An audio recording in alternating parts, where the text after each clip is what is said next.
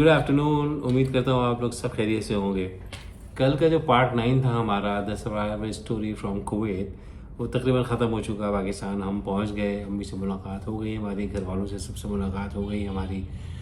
थोड़ा सा फ्लैशबैक में जाते हैं कि क्या हुआ। इराक़ ने इन्वेड किया कुवैत पे, और फिर वहाँ से हम 8-10 दिन गुजारने के बाद जब सिचुएशन जो है बड़ी ख़राब होने लगी वहाँ की सिनेरियो, तो हम वहाँ से निकले, बसरा गए। बसरा से हम कोशिश किया ईरान में एंटर हो जाए, नहीं हो सके। फिर एक और जगह गए, वहाँ से एंटर होने की कोशिश की, वहाँ से भी नहीं हो सके। फिर ऑल द वे हम टर्की के बॉर्डर ज़ाखू गए। ज़ाखू में हमारे साथ क्या मुश्किलात पेश आई वो भी हमने जिक्र किया अपने प्रीवियस व्लॉग्स में। उसके बाद फिर हम टर्की एंटर हुए, टर्की से ईरान आए, ईरान से कोयटा आए, और फिर कोयटा में हमने ज़ाहिर ड्राइवर किया और उसके साथ हम पहुँचे। और फिर घर पहुँचने के बाद क्या सीन हुआ वो सब हमने आपको बताया।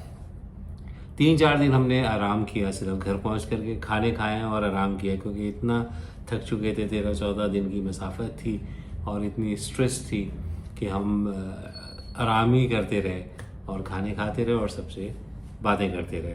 3-4 दिन के बाद फिर जब थोड़ा सा सुकून मिला तो हमने फ़िक्र माश की तरफ ध्यान दिया, क्योंकि वो बहुत इम्पोर्टेंट चीज़ थी। डैडी तो कह चुके थे कि he is not going to work any more. So anyway, खैर रब ने साथ दिया हमारा। हमारे एक अंकल हुआ करते थे, सफ़ीउल्लाह काज़मी साहब, लीवर ब्रदर्स में होते थे वो।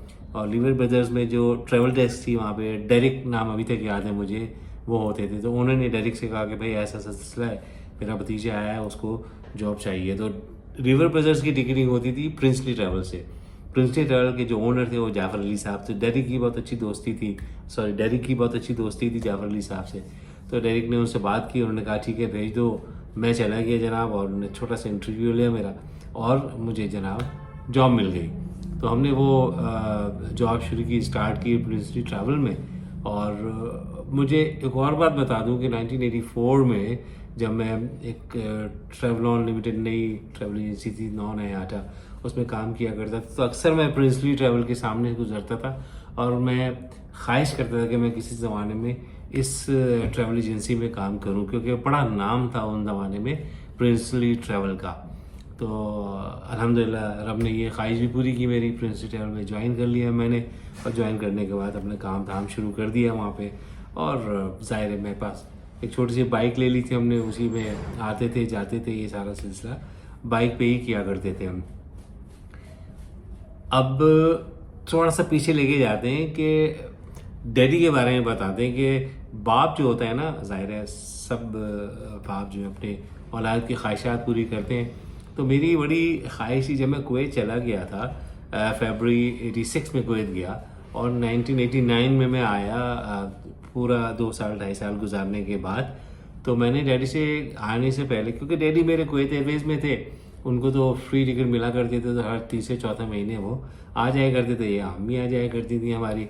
तो मैं जो है नहीं जाता था। मैंने कहा नहीं, मैं जब सेटल हो जाऊंगा तब जाऊंगा। हालांकि शुरू के 3 महीने जो गुजारे मैंने बड़ी मशक्क़त की है, मैंने फोर्कलिफ्ट भी चलाए हैं और बोरियाँ सी हैं, and what not I have done. तो डैडी ने कहा भी कि तुम वापस चले जाओ। मैंने कहा नहीं, अब मैं आ गया हूँ तो फिर मैं कुछ करके जाऊँगा यहाँ से। तो रब का एहसान है कि हमें जो पिगमेंट फैक्ट्री थी वहाँ से 3 महीने के बाद उन्होंने खुदाफिज कह दिया, और इत्तेफाक से हमें रिलीज़ लेटर मिल गया, तो हमें वर्बा ट्रैवल ज्वाइन कर ली थी हमें। तो बता ही रहा था मैं कि मैं जब आने लगा तो आने से कुछ 15-20 दिन पहले डैडी यहाँ आ रहे थे। तो डैडी से मैंने कहा कि डैडी, जब आप मुझे एयरपोर्ट लेने आए ना, क्योंकि टिकट हो चुके थे मेरे, तो मुझे अपनी गाड़ी पे लेने आइएगा, क्योंकि उस ज़माने में हमारे पास गाड़ी नहीं थी। तो कहने लगे कि अच्छा ठीक है। तो बाद में फिर जब हम फ्लाई करके चले गए, हमें नहीं पता था कि डैडी ने गाड़ी ले ली है।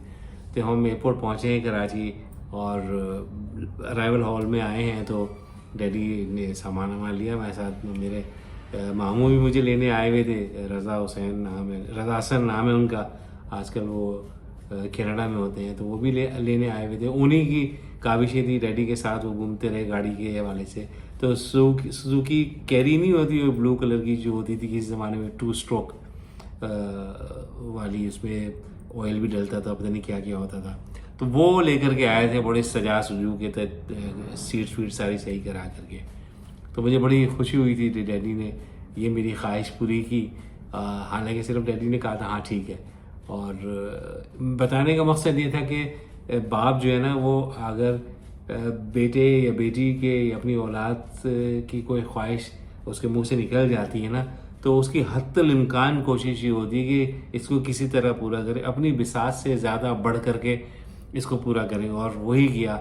मुझे नहीं याद पड़ता कि मैंने कभी डैडी से कोई बात की हो और उन्होंने उसको मना किया हो। इनफैक्ट जब मैं कुवैत में काम करता था तो जितनी भी सैलरी मुझे मिलती थी वो मैं डैडी को ला के दे दिया करता था, और उसमें से 20 दिनार जो है वो मुझे दे देते थे। उनको पता था कि मेरा खर्चा है, और मैं अपना कार्ड बनवाता था ट्रांसपोर्ट का महीने का, और 2-3 सिगरेटें पिया करता था उस ज़माने में, तो वो उनको अंदाज़ा था। अच्छा, उनको पता नहीं कैसे पता चल जाता था कि मेरे पास पैसे ख़त्म होने वाले हैं। तो वो मैं एक सूट जो है ना, जो मैं 2 दिन चलाया करता था, एक दिन पहन के जाता था, वापस आके उसको टांग करके हैंगर में अलमारी में रख दिया करता। तो दूसरे दिन जब पहनता था तो उसके अंदर पैसे होते थे, 10 दिनार या 15 दिनार या 5 दिनार वो रखे हुए थे। मुझे नहीं पता कि डैडी को कैसे पता चलता था कि मेरे पास पैसे नहीं है। तो ये भी एक बाप जो है ना वो ऑब्जर्व सब कुछ करता है, बताता नहीं हो वो और बात है, लेकिन ऑब्जर्व सब कुछ करता है अपने औलाद के बारे में, किस प्रॉब्लम से गुजर रहा है, वो क्या हो रहा है क्या नहीं हो रहा। आजकल तो ये है कि दोस्ती बहुत ज़्यादा हो गई है औलाद के साथ, इवन बेटियों के साथ, बेटों के साथ सबसे बिल्कुल फ्रेंडली होते हैं। उस ज़माने में नहीं था ये। उस ज़माने में तो बड़ी लिमिटेड बात हुआ करती थी, आदाब सलाम जी ठीक है खैरियत से, बस ये सिलसिला हुआ करता था। एक और बात बताऊँ डैडी की, बहुत इंपॉर्टेंट और बहुत ही ज़बरदस्त डिसिप्लिन उनका ये था कि वो कुवैत एयरवेज़ में काम करते थे, मैं ट्रैवल एजेंसी में काम करता था। तो मैं सुबह, उनकी कभी नाइट शिफ्ट भी होती थी और दोपहर की शिफ्ट भी होती थी। जी, तो दोपहर की सुबह की शिफ्ट होती थी ना, तो मैं सुबह 9 बजे चला गया, 9 बजे ऑफिस खुलता था, 12:30 बजे आ गया। तो मुझे एग्जैक्टली पता होता था कि डैडी अब ऑफिस से निकले, क्योंकि 2 बजे छुट्टी होती थी डैडी की, कि अब ऑफिस से निकले डैडी, अब रास्ते में। और उस मीनवाइल मैं खाना गर्म करके सारा रोटी वोटी रख करके तैयार करके रखता था। और जब डैडी चाबी लगाते थे ना गेट में, तो मुझे एग्जैक्टली पता होता कि अब डैडी चाबी लगाएंगे, और वो उसी वक्त चाबी लगा रहे होते थे। इतनी मतलब परफेक्ट टाइमिंग हुआ करती थी डैडी की, किसकी याद नहीं।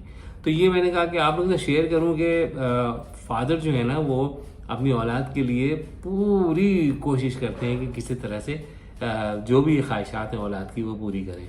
बहुत शुक्रिया। अगले व्लॉग में और भी इंटरेस्टिंग बातें करेंगे इंशाल्लाह ताला। ये चलते रहेंगे मेरे व्लॉग, ये इनफैक्ट मेरी बायोग्राफी होगी पूरी की पूरी। और ये जब व्लॉग कंप्लीट हो जाएंगे तो इंशाल्लाह ताला मेरी ये ख्वाहिश एक और है कि मैं इस पर पूरी एक किताब बनाऊँ। बहुत शुक्रिया, थैंक यू।